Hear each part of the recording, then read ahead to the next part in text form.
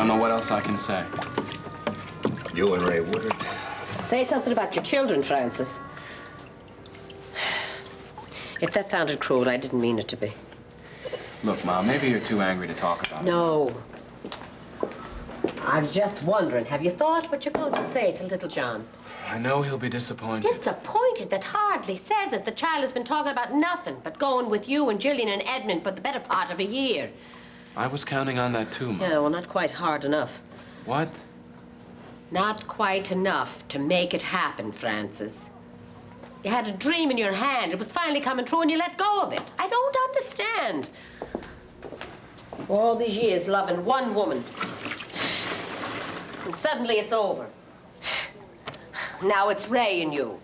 Thinking the same way, doing the same things. Two peas in a pod. I do not understand. Hey, maybe this isn't the time. No. I can be calm. Can you listen? I'll try. Go on. Duh? Sure. Look, first of all, I didn't choose Ray over Jill. Now, the relationships are separate and entirely different. Secondly, I didn't walk away from any dream, Ma. Jill walked away from it. She dropped me. She dismissed me, basically, I suppose, because I couldn't give her enough of what she needed most. Time. Contact on her terms. I can't agree, but I don't suppose that matters. Yes, it does, Doc. I've been making my own decisions for years now, with or without your approval, but the fact is I do care what you think about this. Jillian made effort upon effort upon effort to meet you halfway. How can you say that when you know she resented Oh, everything? for heaven's sake, Francis. The girl was in a terrible position from the beginning of this campaign. She loves you, she has a child by you, and she can't even be seen in public with you. Fear that some reporter's going to ask a question. Naturally, she resented it. She had a chance to come upstate with me. She refused. Why? Ray Woodard. Then why did she tell me to get lost until after the election? You know, you're talking to me like a lawyer, questioning some kind of a witness. I don't mind, but I'm afraid I'm going to say something I'm going to regret. Yes, you're both right. I'm too upset. Francis, do one thing for me. Go see your son, Edmund. Stay a while with him. Think about it again.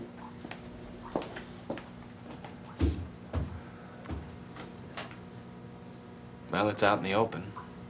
Yeah. I haven't even unpacked yet. Look, I'll be back when little John gets home from playgroup. I want to take him out for a hamburger. Look, Frank, would you mind not going just yet? There's some things I need to know. Okay.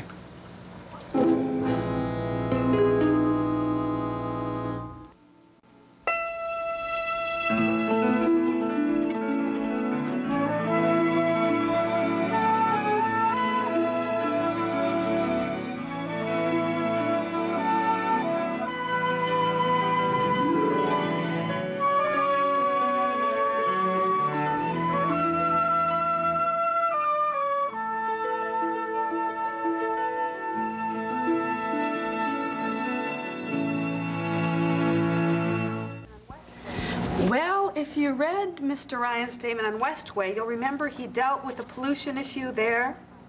Ah, well, maybe we should send you a copy then. Uh-huh, yeah. First flight up, Maury the printer, you can't miss it. I'm sorry, I wasn't listening. Thank you, see you tomorrow, please. Sorry, I'm listening, yeah. Yes, he's expected home this afternoon. Yes, it would be accurate to say it was a successful trip. Overwhelmingly successful would be more accurate. Dazzling! There you go. Right, okay. Anytime after 9 a.m. Bye-bye. Welcome home. Thank you. Don't you look wonderful? No. How are you? How was your flight? It was perfect, and I meant that about you. I expected to find you exhausted, hollers in the eyes, that sort of thing. Oh, she hasn't. She's just wearing a lot of makeup. Ray, this is my sister Siobhan. She lies, but she's saving my life in the office. Siobhan, your employer. Oh, it's really nice to meet you, Mrs. Woodard. I can't tell you how long I've wanted to meet you, and I must say I loved the way you handled whoever that was on the phone. You heard that? Yeah, my immediate impulse was to give you a raise. I won't hold you to it. It's nice of you to say it, though. Where's Frank? He's with your parents. We drove to Ryan straight from the airport. Oh, Does Daddy meet you with the Pipers to escort you in from the taxi? No, not exactly. Your mother was a little subdued, actually. Oh, that's because a really close friend of ours had a serious accident yesterday. Faith Coleridge. Yes, of course, she told me about that. That was a terrible thing. Yeah. She's like one of the family. She's a young woman, and as we all know, Riverside is a marvelous hospital. I'm sure she'll pull through. If only the doctors were that reassuring. Yeah. We've been taking turns waiting for her at the hospital. Jack's there now, and if you don't mind, I was planning on closing up early and meeting him there. Of course not. You set your own hours, you know that. But speaking of you and your husband and your job, I have a new idea for you. Do you? Don't pull back on me till you give me a hearing. Come on.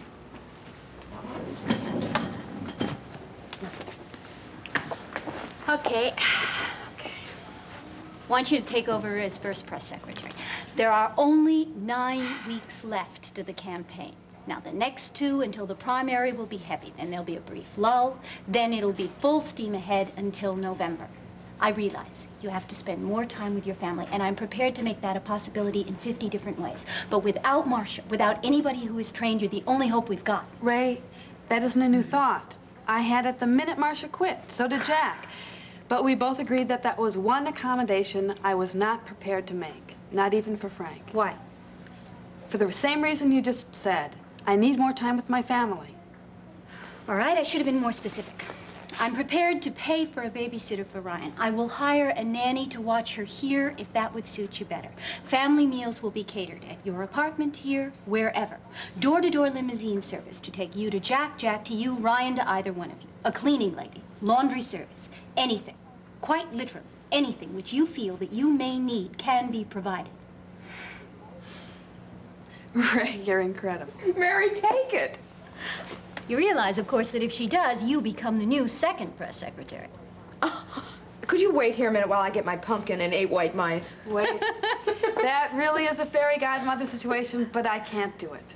I'm sorry. I've promised Jack. His mind is that set?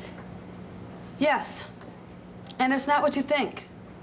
You don't know Jack. You don't know what we've been through. I was thinking about you, your career, your professional ambitions. Well, family comes first, at least for now. At least while there's a young child there. Jack grew up alone, and essentially he remained alone, even for the marriage. But now we're a unit, and nothing and nobody is going to make me rock that boat. You see? Well, obviously I can't push you. But on the other hand, I am not about to accept a final no. At least not until tomorrow. It'll be the same story tomorrow. I don't know. We'll see. In any case, I have to run now, and I'll be back tomorrow to set up an agenda for the next few days. Thank heaven you came home from Seattle. You keep saying these wonderful things. Bye-bye. Bye-bye. Oh, she's terrific. Yeah, just a little bit scary. The thing is, Frank, I can understand some of the problems you've been having with Jill. But you and Ray, I do not understand. Do you see any future there with her?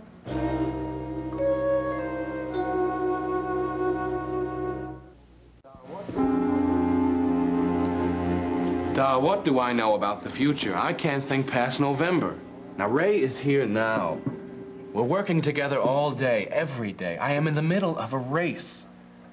Well, I mean, don't you have any plans? None, except to win. All right, let me put it another way. What about your long-range goals, Frank? Have you put those aside, too? I still want what I've always wanted. None of that has changed. A home with little John. And Edmund. And who? I don't know. You see, the truth is, I like Ray. She's a magnetic kind of person. I mean, she's lively. She's beautiful, certainly. She's that and more. She's smart. And she's kind, she's loyal. In fact, she has many of the qualities Mom admires most. I don't doubt that for a minute. So under the circumstances, it was probably inevitable that some kind of relationship happened between the two of you. But the thing is, your mother and I have trouble seeing you with Ray after November. I mean, we can't see her in the long-range picture. Am I right? I mean, I can see her as a good friend to you, Frank. But not as a wife, not as a mother to little John. You want me to commit myself to breaking it off with Ray after the election, right? No. No, but I do want to know how far apart we are on this. I haven't proposed to Ray, and I don't expect to. Even if I did, I doubt she'd accept it. You mean she likes this no-strings relationship, huh? Yeah. Well, I'm glad to hear that. I mean, forgive me, Frank, but it means I can still hold out some kind of hope for the boys and home and all the rest of it. Just don't hope for me and Jill. Don't hope for us, please. Well, I have to, Frank. I mean, maybe not just for you, but for the boys. The one thing I want more than anything else in the world is for little John and Edmund to have a home, to live in it, together, as brothers. I mean, the thing about you and Patrick is you've had a relationship all your lives. No matter what happens, you two will be there for each other. When the chips are down, you can't deny that to your own sons. I won't. There are ways to bring them close. There's only one way. Make up with Jill now. Marry her after November. No.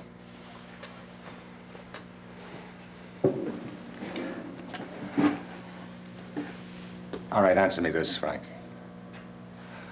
How close do you think you would feel to Patrick now if his mother and I had separated and he grew up in another town, huh? I can't answer that because I can't conceive of you and Ma being apart. Well, there, you see, we feel exactly the same way about you and Jill. Well, I think you've got some customers out on the bar. But Kevin's out there. Well, I'll let you go anyway, okay, Don? Take care. Right. You going home and unpack now, huh? After I see Edmund, yeah.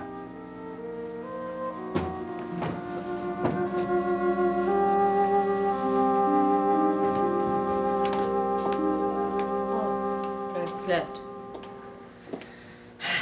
I'm sorry. I didn't handle it better, John. Why didn't you give me some warning? I didn't know myself. Who told you? Delia. She was eavesdropping on Tom and Faith. She just assumed it was old news, or so she said. Dear, good Lord.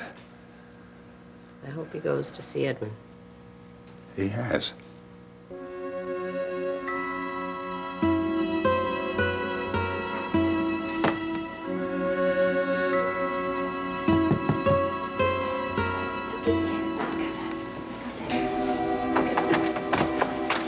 Hello. Hi, I'm Frank Ryan. Oh, yes, I know.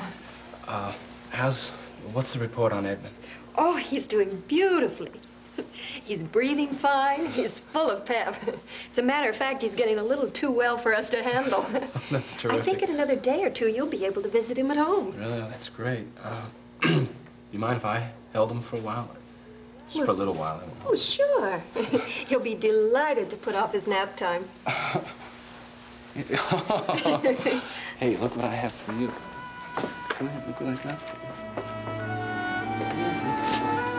Those candles. Your mother's not here right now. They came in.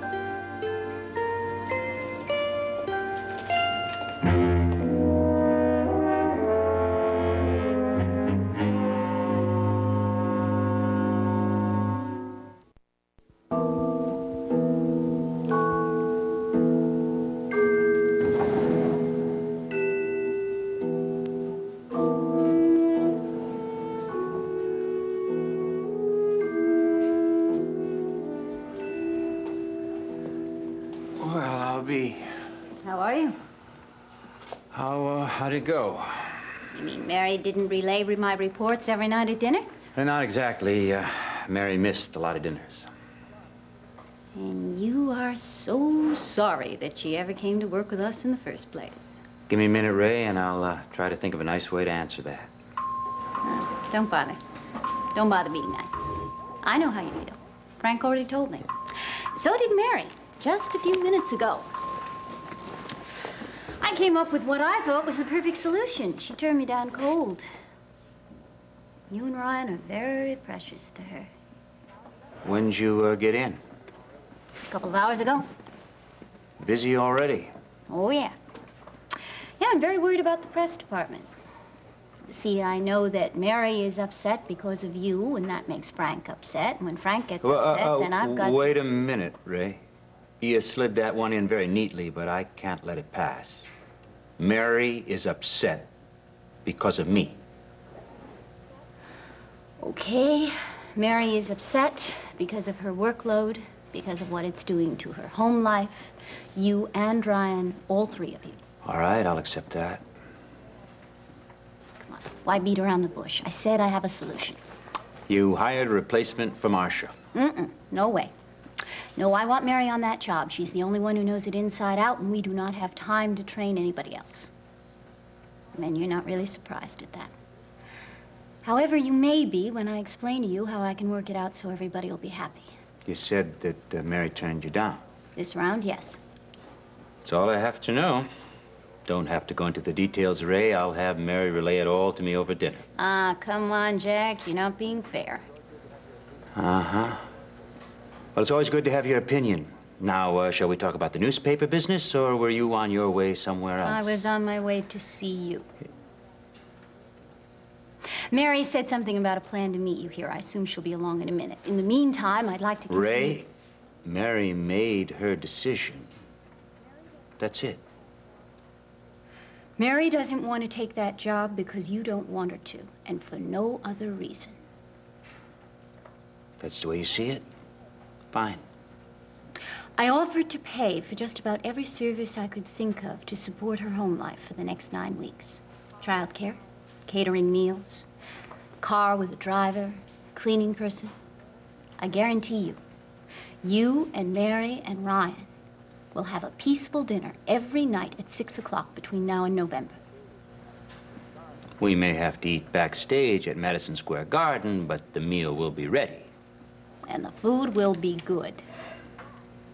And Mary will be a great deal more relaxed than she is right now, trying to do her own shopping and cooking and cleaning up afterwards.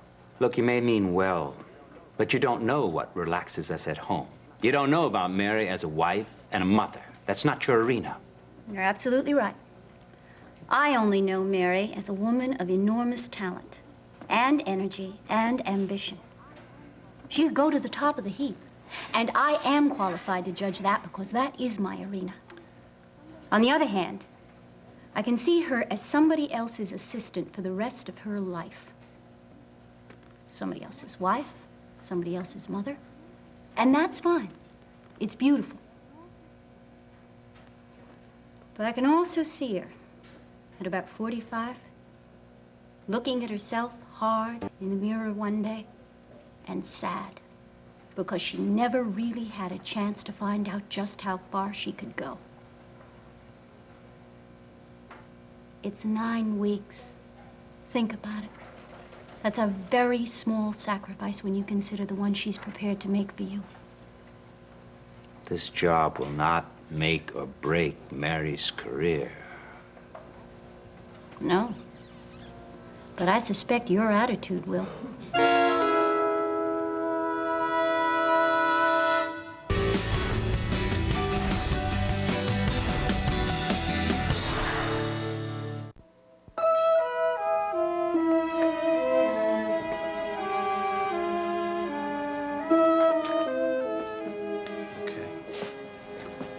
Okay, honey. Now you have a good rest, and I'll come back to see you again tomorrow. Doctor? You back for good? Are you in town to stay? Does it matter? No, I don't think it does, fortunately. Seneca, I'd like a word with you. Oh, would you? Yeah. Why not? I hear your trip was very active. Look, understand this. It may not matter to Jill that I'm back, but it's going to make a big difference to Edmund. Oh. Yeah. He's my son. And we're going to be spending a lot of time together. So your services as surrogate father won't be required. Interesting. And final. Yeah, I'm afraid that the decision isn't entirely up to you, however. Your whim of the moment may be to father Edmund, but Jillian would have to agree, and so would he. You know, I don't know if it's wishful thinking, or maybe it's a more serious block upstairs. But apparently you need reminding that I am the father of that child. I am his male parent. It's not my whim to be close to him. Oh, no. It's my right. I think you forfeited that right. Seneca, why don't you just give up now? I'll never let him go. What, the way you haven't let your other son go? What is he, 3 years old now? How much of that time has he lived in a stable house with you? You ought to be glad that I'm here and willing to raise Edmund. Seneca, I don't justify myself to you. I simply tell you that child will grow up Orion, with a brother who's Orion. He's mine. And you can go to hell. Oh, listen, I'm sure that's your wish for everyone who won't let you walk on him, including Jillian. You see, she's not going anywhere. She has settled in to raise Edmund the best way she knows how. I just hope she continues to let me help. I doubt she'll let you. What goes on between you and Jill is no longer any of my business. Edmund, though, now that's something else.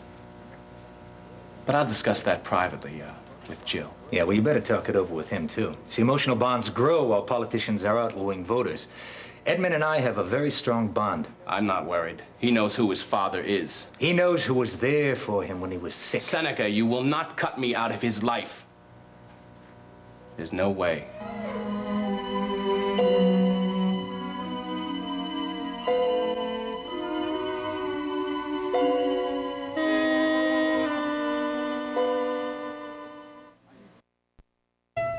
Ever wish you could retake your yearbook picture? Do over your first time? Pick a totally different career? Erica Can, a new original primetime drama, Being Erica, premieres this Thursday at 10 on SoapNet.